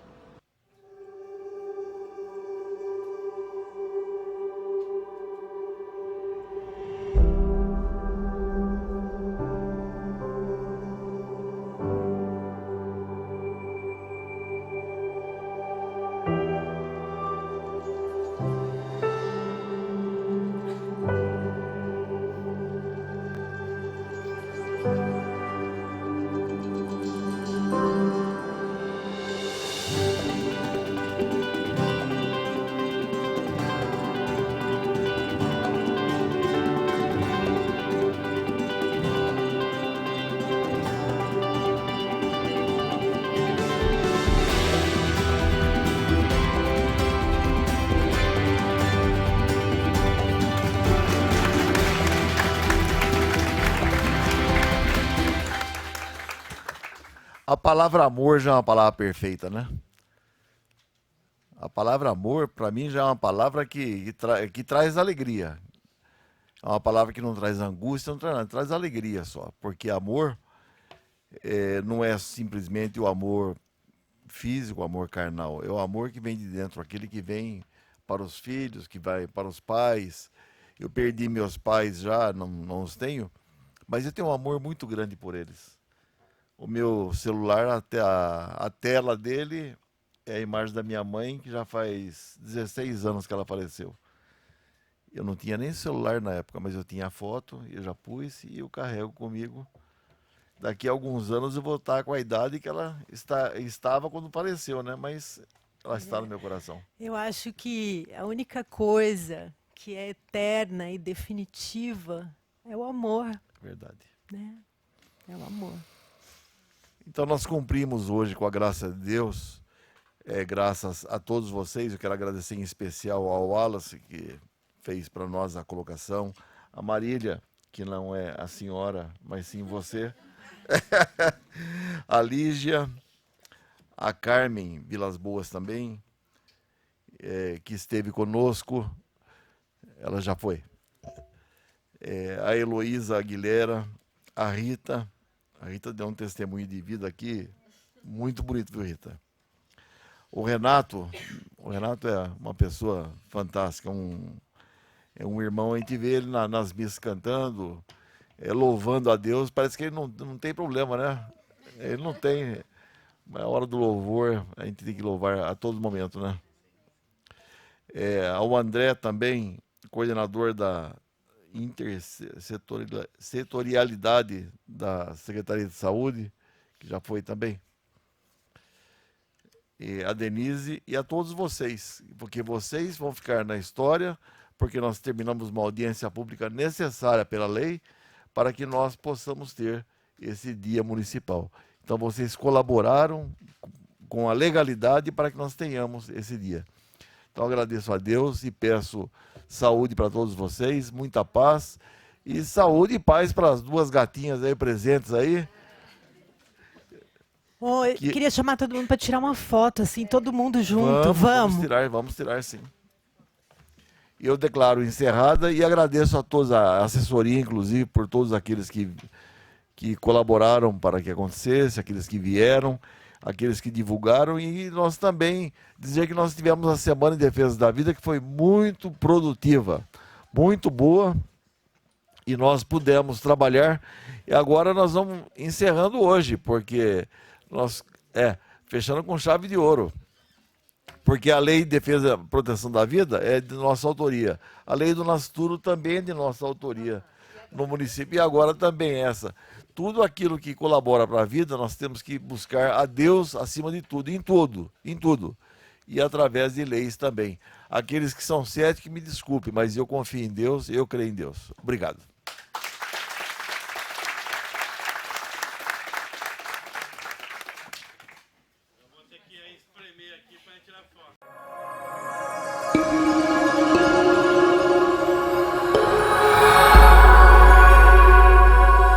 TV Câmara, Campinas.